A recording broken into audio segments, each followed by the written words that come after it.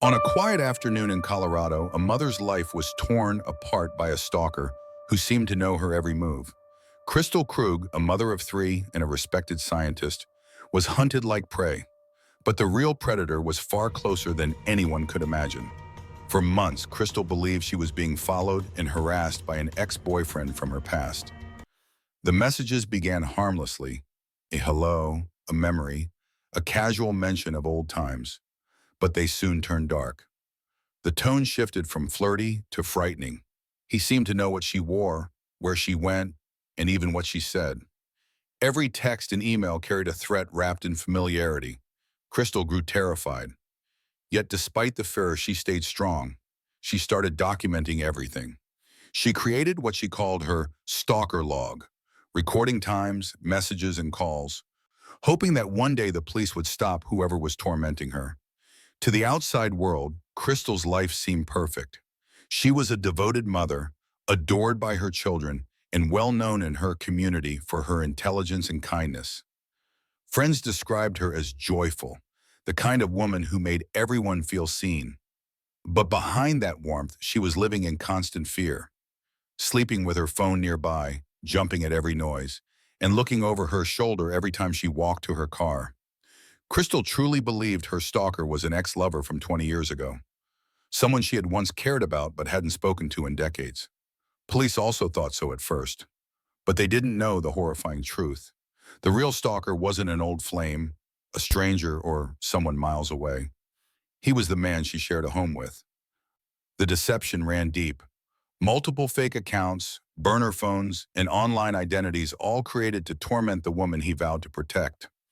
And on one ordinary morning, after dropping her children off at school, Kristil pulled into her driveway, unaware that it would be the last time she ever walked through her front door alive.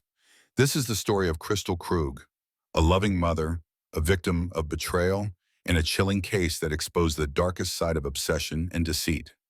Before the horror began, Kristil Krug lived what most people would call a peaceful, fulfilling life.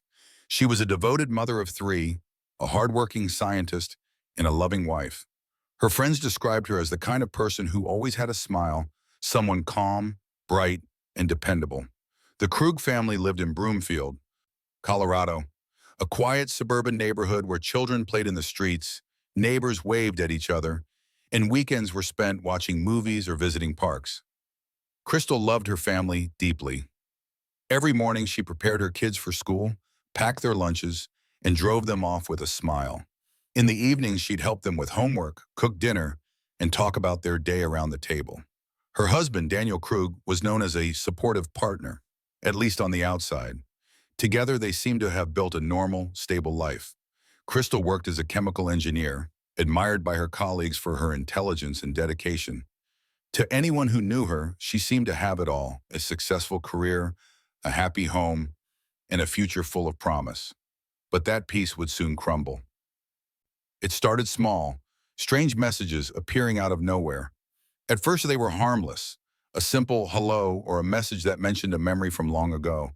Kristil thought it might be a wrong number, but when the tone shifted, when the messages started sounding personal, she began to worry. The sender claimed to be an ex-boyfriend from 20 years earlier, someone Kristil had dated briefly in college. The person spoke as if they still knew her intimately, describing her daily routines, her clothes, and even her movements. Then came the fear. The messages turned threatening. The stalker said he wanted her back. He sent photos, ones that seemed to prove he was watching her car parked at the dentist, her walking into the grocery store, a picture of her front porch. It felt as if he was always one step ahead. Kristil was terrified, but she refused to give in to fear. She began keeping what she called her stalker log. Every message, every phone call, every unsettling detail, she recorded it all in a spreadsheet. She was determined to prove this wasn't just paranoia. She reached out to the Broomfield Police Department, showing them her notes and emails. She even told the officers she believed she knew who was behind the messages, that ex from her past. Officers opened an investigation, trying to trace the numbers and email addresses used to contact her. But the investigation didn't get far. The stalker used burner phones, fake email accounts, and encrypted apps. Every lead seemed to vanish into thin air. The harassment continued. The messages grew darker, filled with threats and manipulation.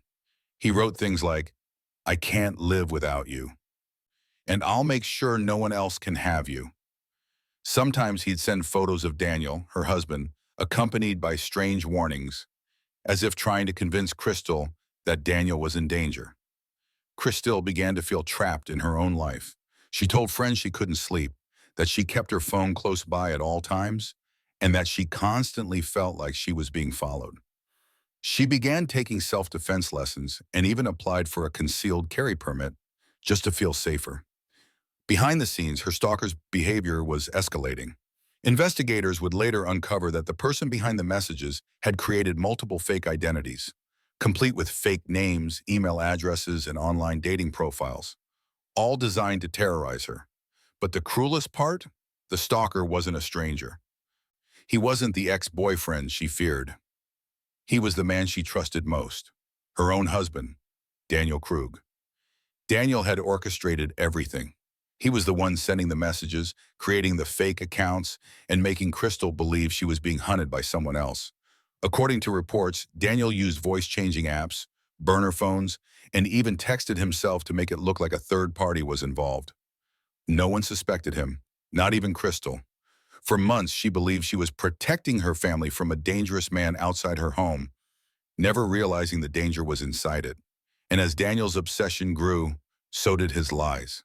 He played the role of the comforting husband, the man helping his wife through her fear, all while secretly fueling the nightmare that consumed her life. By the time police began uncovering the truth, it was too late. Kristil's stalker had already decided how her story would end. That December morning in 2023 was like many others.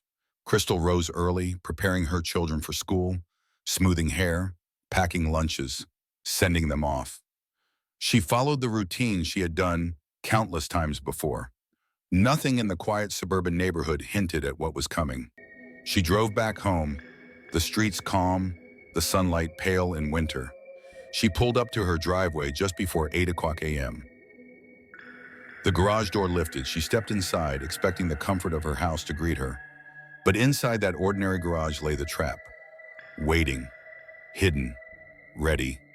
Daniel Krug, the husband she trusted, had positioned himself in the darkness of the garage. Investigators later determined that as Kristil crossed the threshold, Daniel sprang into action. Kristil didn't see him immediately. She had no warning.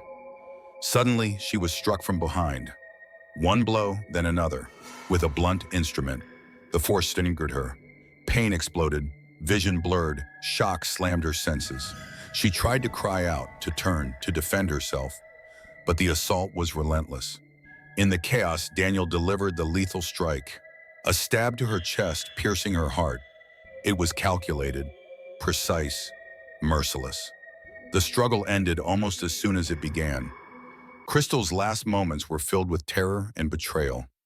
There was no one rushing to her side, no child in the room to witness, no warning flash to interrupt. Just the sudden, brutal act, and then silence. After the killing, Daniel moved swiftly. He used Kristil's phone to send messages he had prearranged, one to her brother, another to a detective, attempting to sow confusion, imply infidelity, or fabricate an alternative narrative. He tried to control the story even after the worst had occurred. He disabled the home security system, taped over the Ring doorbell camera, and manipulated surveillance devices. Attempts to erase evidence and delay discovery. Then, at 8:24 a.m., he left the house, later than usual. Surveillance captured him driving off. He headed to his workplace. Hours passed. Around 12:28 p.m., police arrived in response to a welfare check requested by Daniel, claiming his wife was not responding. Inside the garage, they found Kristil, motionless, unconscious, her life already lost. She was pronounced dead at 12:43 p.m. The final hours were a horrifying betrayal. A woman trusted her husband, returned home safe, and met her end in the place she believed safest. The silence that followed was unbearable. A home that once housed laughter and love was now a crime scene. Every corner held question marks. Every shadow invited fear. The truth would come, but her body lay still, and the world would never again hear her voice. As the clock struck 12:28 p.m., Broomfield police arrived at the Krug home for a welfare check requested by Daniel. Inside the garage, they discovered Kristil, unconscious, gravely wounded. She was removed from the scene and within minutes pronounced dead at 12:43 p.m. The signs were unmistakable. Blunt force trauma, a stabbing to the chest, but no immediate suspect stood before them. From that moment, investigators descended on the house.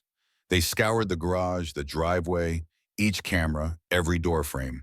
They found no clear evidence of forced external entry, no broken window, no pry marks. But something was unnerving. The home's security system was disabled. One of the Ring doorbell cameras had been taped over. Other surveillance cameras were offline. Detectives turned to Kristil's history. They learned that months before her death, starting in October 2023, she had reported a series of harassing, threatening messages she believed were coming from an ex-boyfriend.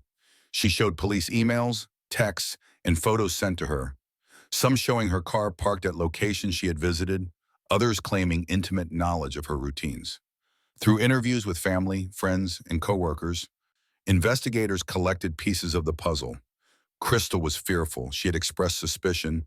She kept a log of every strange message. She had installed cameras following earlier harassment.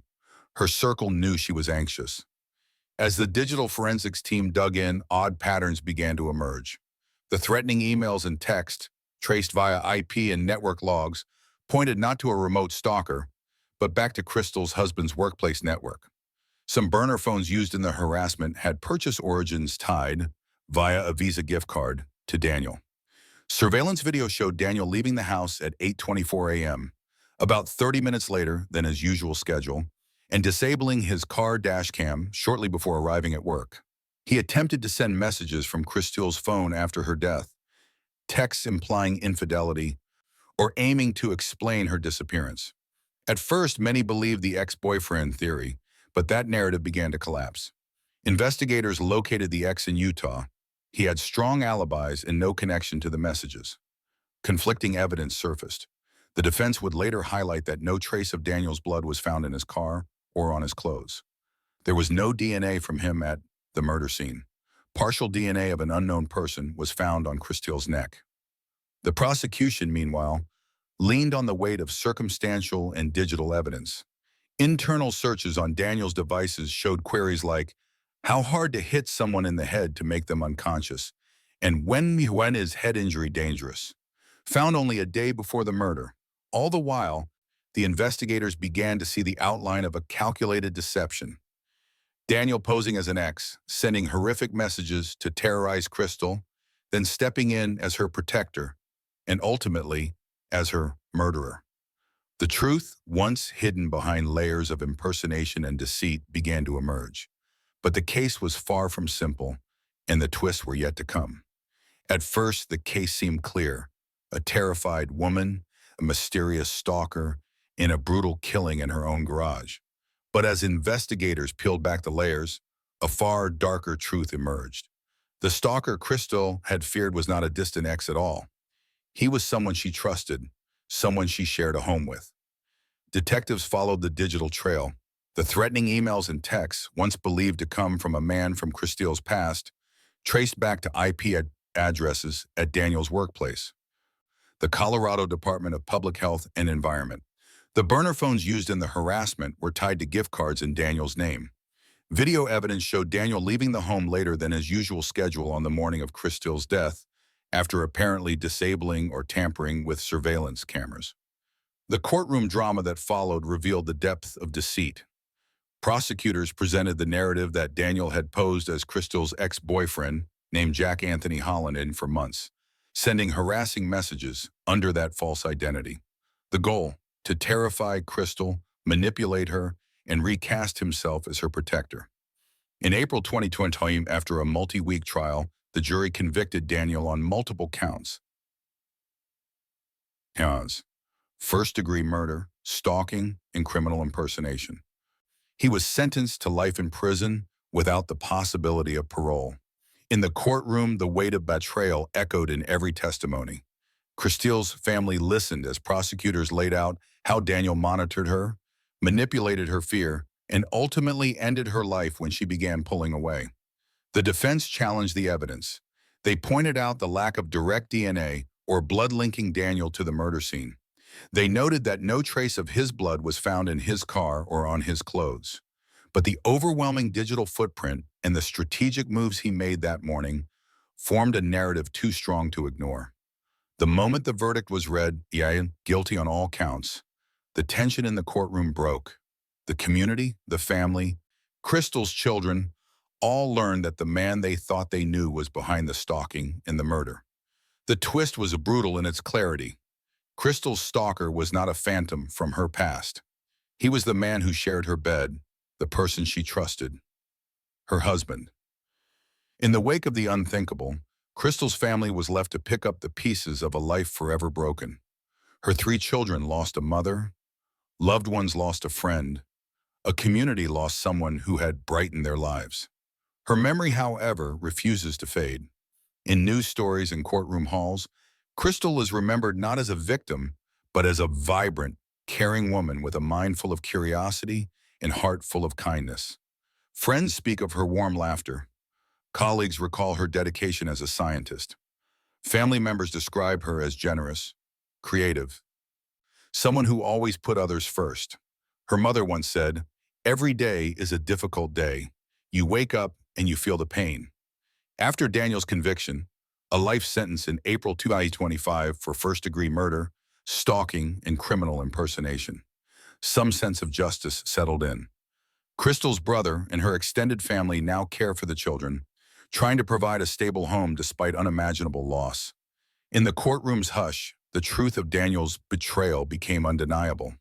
He had stalked her under a false identity, impersonated an ex, and when Kristil began confronting the deception, he murdered her. Prosecutors called it a scheme born of control and desperation. Kristil's legacy is also a warning. Her story illustrates how obsession can fester behind facades, how manipulation can hide in plain sight, and how even those closest to us can harbor the darkest intentions. To every viewer and every listener, pay attention to the warning signs, persistent messages, someone tracking your movements, unwanted images, a victim-blaming narrative, or odd behaviors from someone you trust. When you sense fear inside your home or a closeness turning controlling, don't dismiss your intuition. Speak up, reach out, protect yourself. Kristil's tragic story is a reminder that behind every violent crime is a chain of warning signs. Be aware, stay safe, and never ignore your instincts. If you or someone you know is facing harassment, stalking, or feels unsafe in a relationship, please don't stay silent. Speak up before it's too late. Contact local authorities or trusted organizations that can help. In the United States, you can reach the National Domestic Violence Hotline at 1-800-799-SAFE 7233 or visit thehotline.org for confidential support and resources. If you're outside the U.S., reach out to your local domestic violence helpline or law enforcement agency. No one should have to live in fear. Help is available. You are not alone.